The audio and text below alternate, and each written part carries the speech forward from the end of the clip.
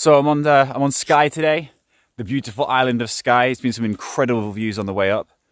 And I'm doing a site inspection at this place called Coupes. And right now I've just come to this thing that's only recently been brought to my attention. You'll see here, this tree has fallen over, again because of the wind. But you'll see the branches here.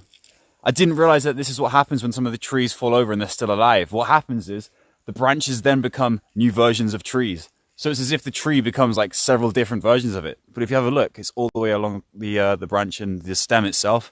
It's called epicormal growth. I think it's a beautiful thing. Doing site inspections on this site is kind of cheating. Everything's really healthy and there's so much natural regeneration that even if the site was understocked, the natural regeneration would take care of it. I think today, or at least this site, is just going to be a casual walk. We'll see.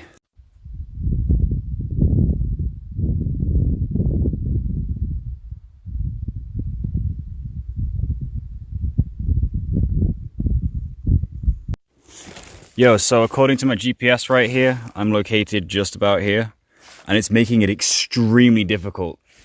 This area is absolutely covered in rush and feathergrass, which is making it very difficult to do beat-up assessments. I'm coming across areas that are unplanted, but this entire ridgeline here needs to be weeded. Sucks to be whoever's going to do that. This is something that I've seen quite a bit recently, actually. I mean, granted, it's pretty cool. It is kind of cute, look at that Spider-Man balloon, but I've been in quite a few forests where there's just loads of these balloons that have been blown in from where the fuck ever they've come from. Care about the environment, guys, we've only got one. On the subject of climate change, I'm actually starting to get quite worried because I'm aware that help's not going to come from the outside. It's not going to come from the government, it's not going to come from local communities, it's got to come from ourselves. And I genuinely feel like some days I feel like it's going to be a thing that we can fix. Like we're not going to go and dive into some kind of resource war for arable land. And then other days I get panic attacks because I'm just like, fuck. It genuinely feels like corporations and maybe even individuals just do not give a fuck, you know? Remember guys, it starts with you. You have to be the change. It's not going to come from anyone else. And one of the other things that gets me is I think about the Syrian war and how there was such an uproar about all the refugees coming in. War refugees aren't going to be the only thing in the future. We're going to have climate refugees soon. We're going to have those who can't feed themselves, those who don't have the economic means because the land has been just desertified and like, how does anyone stop this, you know? For me, I want to go replant the tropics. That's what my plan is. That's essentially where I'm leading with this whole forestry thing.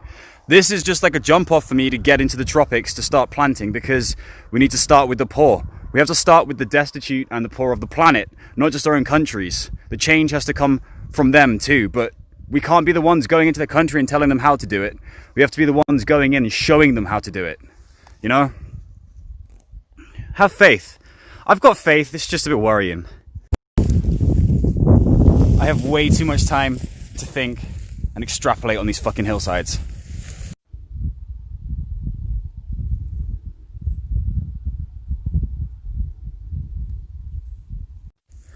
I got fucking triggered by a balloon. Throw your shit away properly, guys.